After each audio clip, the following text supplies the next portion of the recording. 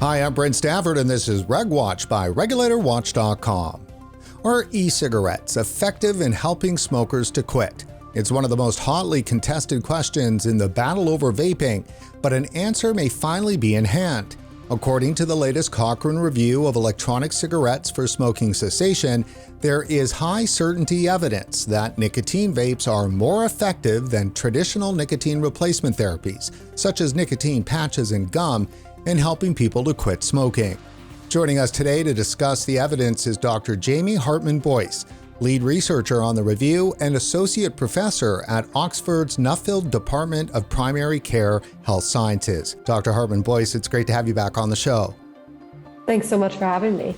Before we dive into the results of the 2022 review, tell us about Cochrane and why it's held in such high esteem. Absolutely. So Cochrane is a global nonprofit, and it exists to help people make healthcare decisions using the best available evidence. So whether that be policymakers, clinicians, people who are deciding on healthcare treatments themselves, what Cochrane does is it brings together all the evidence in a specific area using very rigorous and transparent methods, and it summarizes that evidence so that people making decisions have it on hand. Now, why is it known as the gold standard? It's known as the gold standard because the methods that we use. So the Cochrane handbook sets out a very detailed set of methods that we use to do our analyses, to find our studies. And crucially, we're not just thinking about what the studies show, but also one of the things we do is that we kind of pick them apart in quite a lot of detail to figure out how much we can trust them as well. Dr. Hartmann-Boyce, why are randomized controlled trials so important? Randomized controlled trials are considered the best way to assess the effects of an intervention, if it's possible to do them, and it definitely is in this case. And the reason for that is that a well-designed, well-conducted randomized controlled trial is able to rule out essentially the effects of different factors, which we might call confounding factors. So when we run a randomized controlled trial, if we run it well, and we're looking at, let's say, e-cigarettes for helping people stop smoking, the only difference between the arms should be that one group was given nicotine e-cigarettes to help them stop smoking. If, on the other hand, you said, actually, I want to look at real world evidence and just compare people who use nicotine e-cigarettes to people who don't and see how likely they are to be smoking, there are all sorts of things that could be driving associations between the two that might not actually be causal. So if we're talking about cause and effect, if possible, we want to be looking at randomized controlled trials. And randomized trials, controlled trials, then are certainly better than observational. Absolutely. I mean, it depends what you're looking at, but here what we're looking at is the effect of doing something. So of giving someone a nicotine e-cigarette to help them stop smoking. And in that case, absolutely a trial is the best form of evidence we have. So the Cochrane review is a study of studies. Explain that. So what we do in the Cochrane review is we go a step further and we bring the results of these trials together into a systematic review. That's important because these studies, some of them might have issues, but also none of us can afford to do studies of millions of people usually. And so there is some play of chance that goes on. If you see a difference in a study of 200 people, it's really difficult to tell statistically if that difference is due to chance or to something genuine that's going on in the study itself. And so what we do is we combine the results across studies. And if they start showing the same things, that can make us more certain of the overall result. Now, what does a living systemic review mean? Yeah. So what that means is that we go out and we search for new evidence every month to feed into this review. We're doing this with support from Cancer Research UK. We don't do it for all of our reviews. It's really time intensive. But we felt with this particular review, like it's a very important review. We know that people are making decisions about e-cigarettes all the time, whether it be policymakers or people who smoke or might be thinking about switching. And we also know that there's a lot of studies in the pipeline, and we wanted to make sure that we could integrate their findings as soon as they came out instead of having to, let's say, wait 2 years to include another trial in our analysis. So jumping into then what you're studying, what is the main question that drives the review? So in this particular review, we're looking at whether electronic cigarettes with nicotine can help people stop smoking and if it's safe to use them for that purpose. And obviously the question is, why is this important to study? It's really important to study. So I've worked in smoking cessation, studying ways that people can quit smoking for some time. We know that most adults who smoke want to quit smoking. And we also know that for a lot of people, just wanting to quit is not enough. Smoking is really addictive. There's all sorts of things that can make it really difficult to quit. And though we have evidence-based stop smoking treatments like nicotine replacement therapy, varenicline counseling, lots of things have been tried, those won't work for everyone. And so we need to kind of keep on adding to our toolkit of things that can help people stop smoking. And when nicotine e-cigarettes came out, we thought, well, maybe that's one of the ways that we can help people stop smoking. And so indeed, this is the question that was all the way back at the start then in 2012?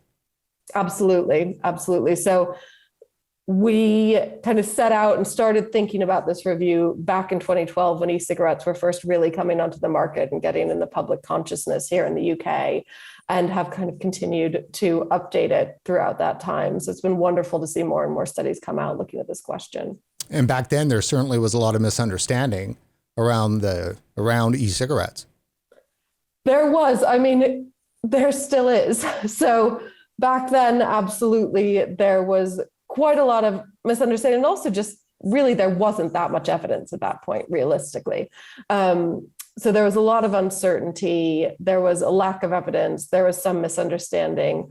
What one of the frustrating things has been about working on this review for 12 years, 10 years now, is that year on year we get more and more evidence, and yet uncertainties and misunderstandings seem to year on year grow as opposed to reduce. So I suppose back in 2012, 2013, 2014, there was a lot of uncertainty that was really genuine. We now, of course, have some questions where we don't have very much evidence, but in other areas, the evidence base really has grown quite substantially.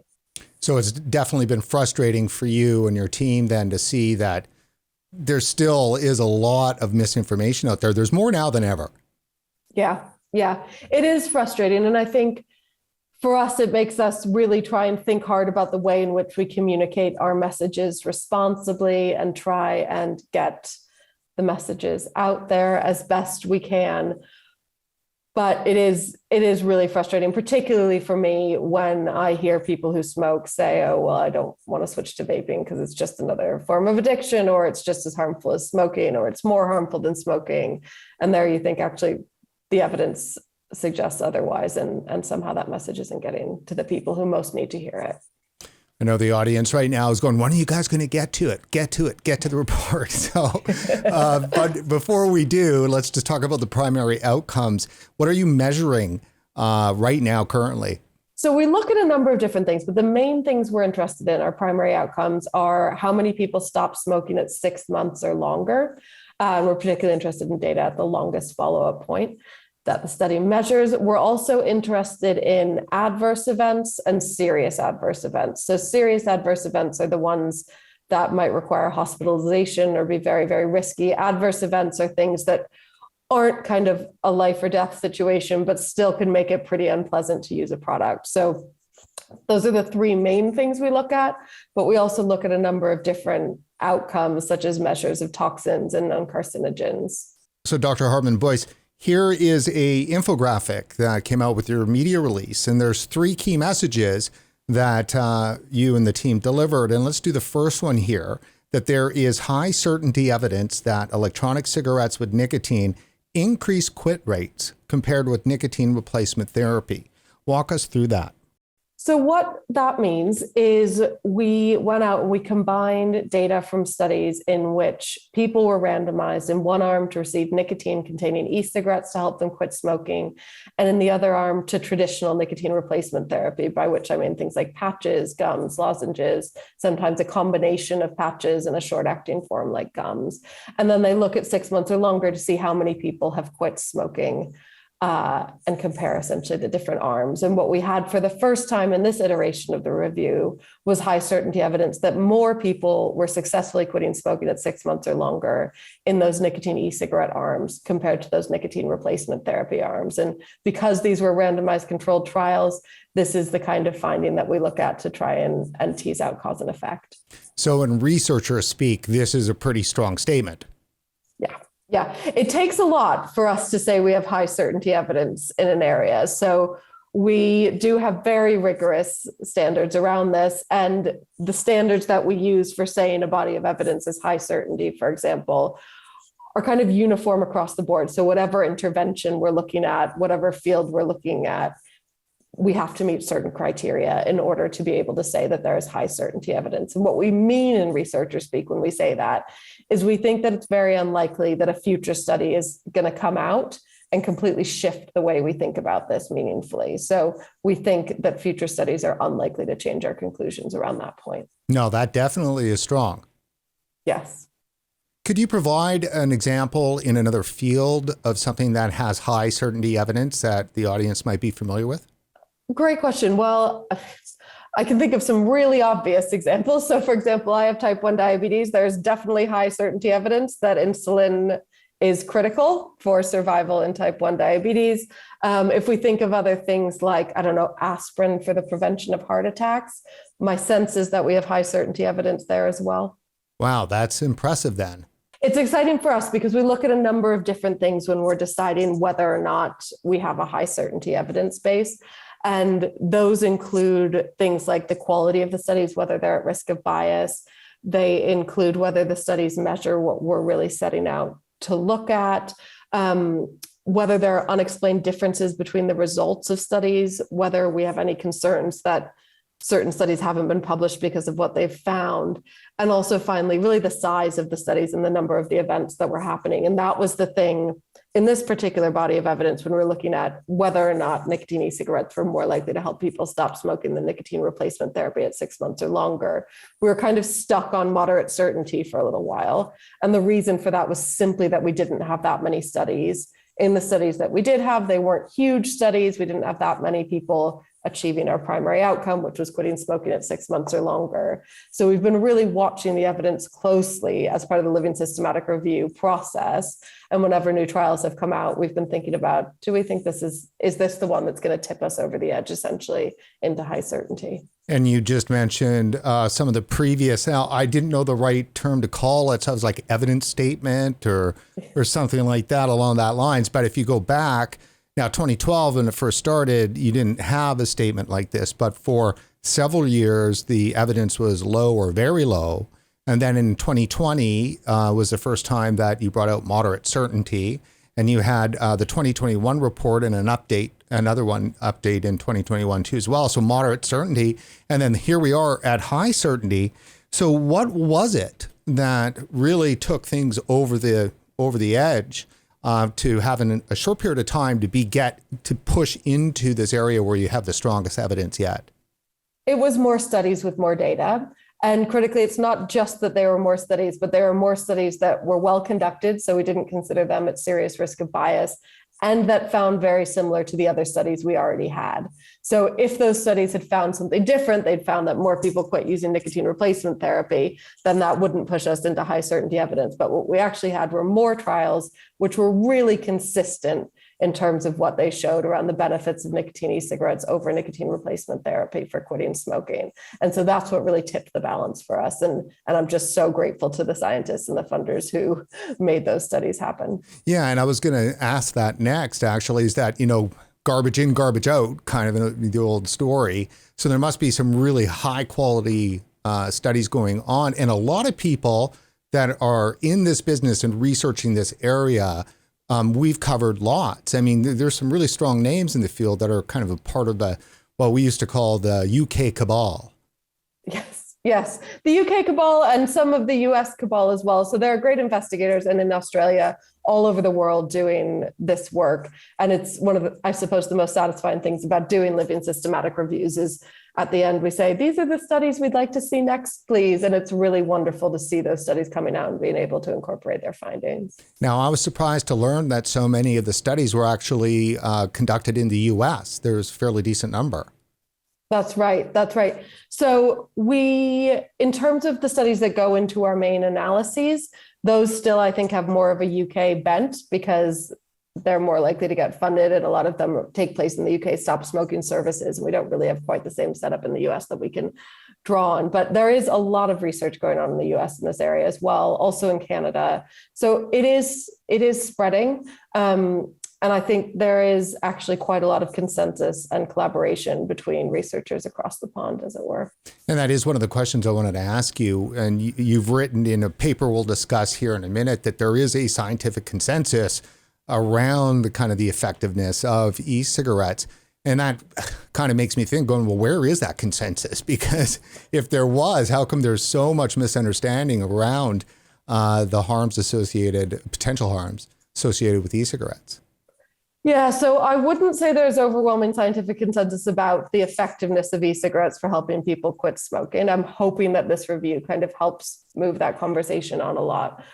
What I meant when I was referring to that scientific consensus was that e-cigarettes essentially sit somewhere on a continuum of harm between smoking combustible cigarettes and not using any nicotine-containing products, right? So actually, when you push it, I think it's very difficult to find many credible researchers who would argue that nicotine e-cigarettes are likely as harmful or more harmful than smoking. You'd also really struggle to find many who would say they're completely harmless. What we're talking about is a continuum of risk, and e-cigarettes sitting somewhere on that continuum. And I think really there is quite a lot of consensus around that point, but where a lot of the conflict comes up is around the risks of e-cigarettes to people who don't smoke, right? Or to people who wouldn't otherwise be at risk of smoking. And also the usefulness of e-cigarettes for quitting smoking compared to other existing stop smoking aids. In the US, basically, the FDA is made that bargain that says, well, yeah, they may work to help adults quit, but what's the impact on kids? And that's got the priority. So it doesn't matter how much of a benefit they are for adults. It's really about the impact on youth. And that's what, weighs more than anything else. I think absolutely regulators have a really tough job here, right? They have to be taking all of these things into account.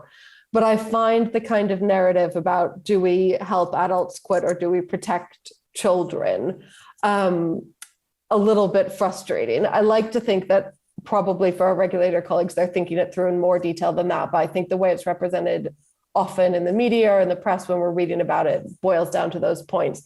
And somehow we seem to forget that adult smoking is very bad for kids, right? Like really, really unhealthy for kids to grow up in households where people smoke. If your parents smoke, you're more likely to go on and smoke yourself. So there's actually, when adults quit smoking, whole populations can benefit as well.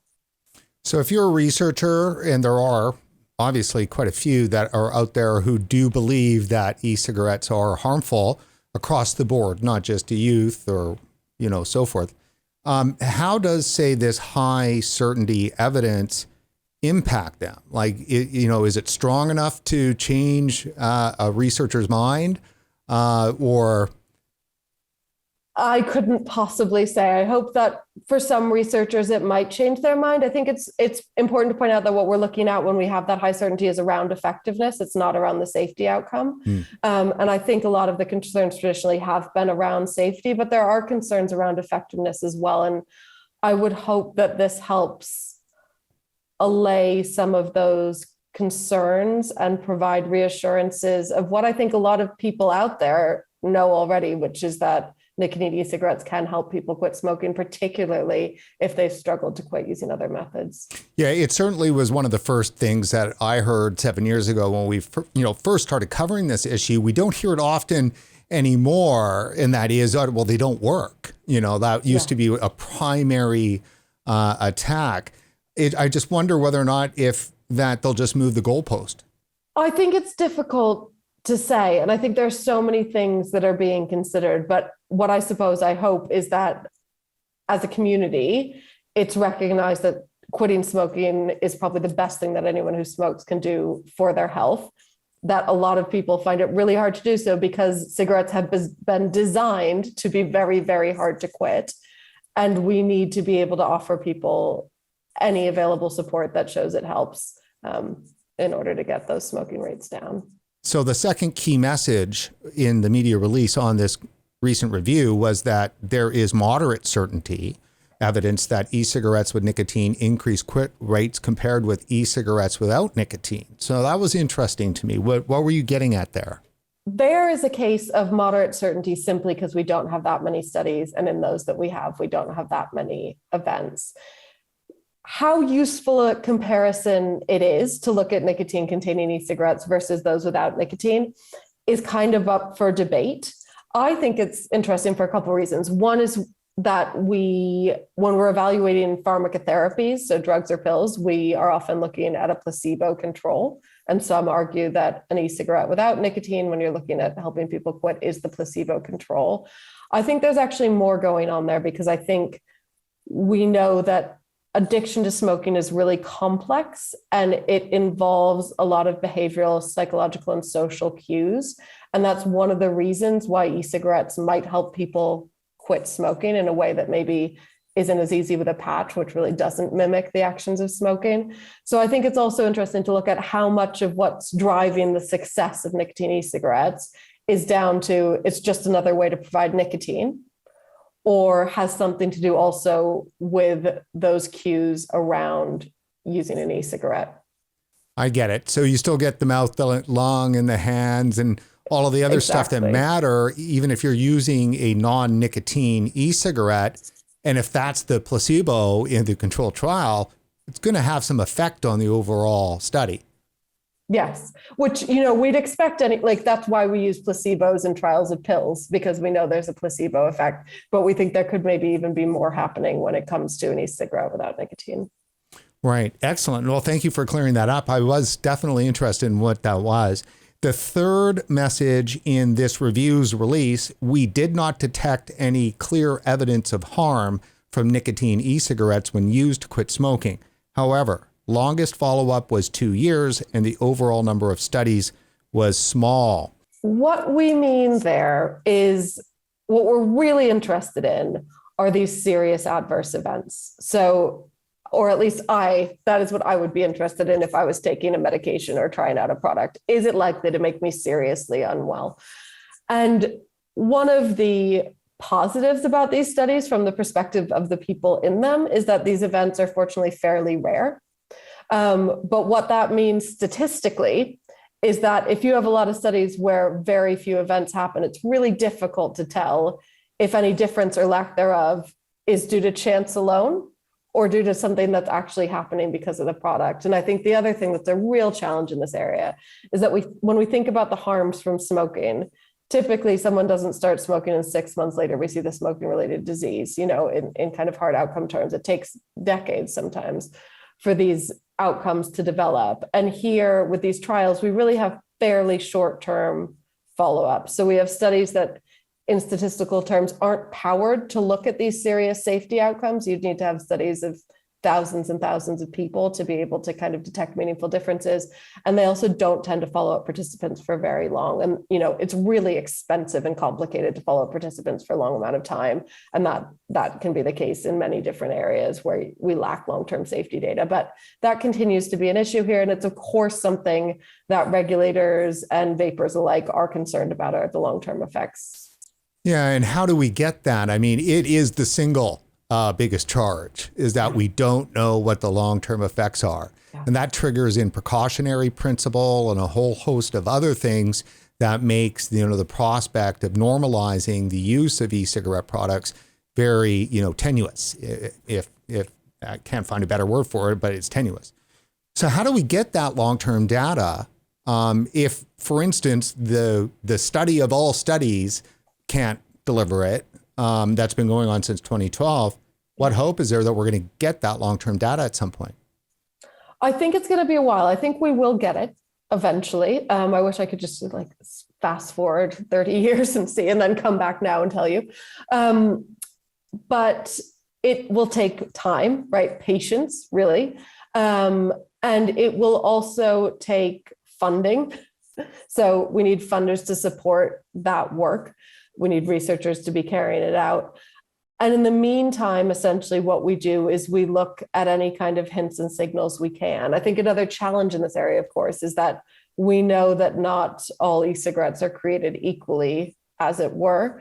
And so realistically, probably different devices will have different long-term safety profiles as well. And that's another thing that ideally a big, well-funded study, quite a few, could try and start to tease out. If you think about it, we do know with quite a lot of certainty now the effects of smoking, right? It just took a while for us to get there. And so I think in the future, that evidence will come. But in the meantime, it puts us in a really tricky spot. And I think if we were looking at any sort of intervention which had the same profile as this, so one that looked like it was quite effective, but really where there was a lot of ongoing uncertainty about the safety, the thing that would determine whether or not we used it would be the condition it was treating. Right? So if it was a kind of relatively minor condition that wasn't life-threatening, you might look at this and think, I don't know if it's worth the risk, right? Either as an individual or as a regulator, as a clinician. Here, the condition we're trying to treat, the thing we're trying to do is help people stop smoking, which we know is an incredibly serious condition. We know that it's really, really hard to stop smoking. And so I think we do have uncertainty to grapple with and some really difficult decisions. But what I always really hope is that we also don't lose sight of the importance of people stopping smoking and the fact that, yeah, we might not know in great detail the long-term safety profile of e-cigarettes, but what we do know in a lot of detail is how harmful smoking is and all the evidence we have so far. And as I mentioned earlier, expert consensus really is that e-cigarettes are less harmful than smoking. One of the areas of research that could help address this issue is looking at biomarkers of harm. You are the lead author on a paper that released in spring of this year, 2022, in the journal Addiction. Tell us about that. Yeah, so what we were interested in doing there was looking at what we call biomarkers of potential harm. And what that means is measures of things in people's blood, breath, and urine that could potentially signal risk or harm. So those might be known carcinogens or toxins, things like that. Ideally, we'd be looking at hard outcome data on heart attacks, on deaths. But in the absence of that data, this can start giving us some clues, really, about what might be going on to help inform judgment calls that need to be made now. They can't wait decades before we make calls about this and what we tell the people who smoke. And so what we did in this is we used the same studies that are in our Cochrane Review at the moment, but our Cochrane Review looks at the impact of providing someone with a nicotine e-cigarette compared to not providing them with that. That is absolutely what it's supposed to look at. That's how trials are designed. But what we wanted to do in this biomarkers paper was look at it from a slightly different angle, because we know that not everyone who's given a nicotine e-cigarette in those trials will necessarily use one. We also know in these trials that a lot of the time, at least some people in the other arm, the arm that isn't given an e-cigarette, start using an e-cigarette of their own accord. So what we looked at in this biomarker study was in these studies of people who were given e-cigarettes to help them quit smoking, what did it look like, let's say, a week or longer on in terms of these biomarkers when we broke down people in groups based on what they were actually doing? So people who continued to smoke and weren't vaping at all, people who are both vaping and smoking, or dual users, as we might call them, people who are vaping only. We also wanted to look at people who weren't smoking or vaping, but there was very little data on that group. We know what smoking does to the body. We know that all the thousands of toxins and the effects that go on. So if you're looking for certain reactions in the body, as in biomarkers from those that are vaping, if it was harmful, like cigarette smoking was, then you should be seeing some biomarker activity, some form of activity going on, which is absent from what I understand. It's not so much that it is necessarily absent. So if you gave people who'd never smoked e-cigarettes, you would, at least for some biomarkers, see increases. But if you're getting people who smoke to switch to vaping, what you see, or what we found in our review, were reductions in those biomarkers. Now, this kind of research could hopefully kind of bridge the gap in terms of the time between now and when real long-term evidence is in. It's not going to answer all the big questions, right? It's not going to solve our uncertainty. But I think we are dealing with such a serious public health problem that we need to be using all the evidence we have to make informed decisions now. And I hope that this can be part of that. It behooves me to bring up the great research in the UK, the former Public Health England, and their big review just came out. And obviously another massive piece of work that, is supporting this evidence, all pushing forward in the direction of that these are effective and should be used. That's right. So that formerly Public Health England, now the Office of Health Improvements and Disparities, report undertaken by Professor Anne McNeil and colleagues at King's College London, really doing an enormous amount of work. Their review didn't look in great detail at this effectiveness for smoking cessation question, because essentially they kind of pointed to our review and said someone else was already doing all that work, which we were. But they looked in a lot of detail at a number of different things, including things like these biomarkers of harms, potential health risks, also at things involving youth use, different regulatory questions. So another huge body of work coming out of the UK that, when I talk about expert consensus, I include this group in it. Their work shows that e-cigarettes, though not risk-free, I think the new wording is carry only a fraction of the risk of smoking. Carry only a fraction of the risk of smoking. Or carry a small fraction of the risk of smoking. You might want to look it up because I'm not sure I've quoted it exactly right, but along those lines. So is it still fair to use the, vaping is 95% safer than smoking? They've moved away from that 95%, in part, or actually probably for a most part, because it is very, very difficult to quantify, especially when we have so many different devices on the market at this point and so many different liquids, et cetera, et cetera. But my understanding is they don't think that that number is far off. It's not like if they came out now and were forced to put a number on it, they'd put a different number on it. But I think their new statement acknowledges that there is likely some variation within that. Now, we spoke about the misunderstandings, and I'd like to give you an opportunity to maybe paint whatever kind of picture you could around, say, some of the groups out there. I mean, University of Bath has not been friendly at all to these products. Neither has the World Health Organization or Bloomberg Philanthropies or Truth Initiative or Campaign for Tobacco-Free Kids or Vital Strategies. The list could go on, though those are the main ones. How is it that they're not understanding this research the way it's been presented, both from in the former Public Health England and then, of course, Cochrane?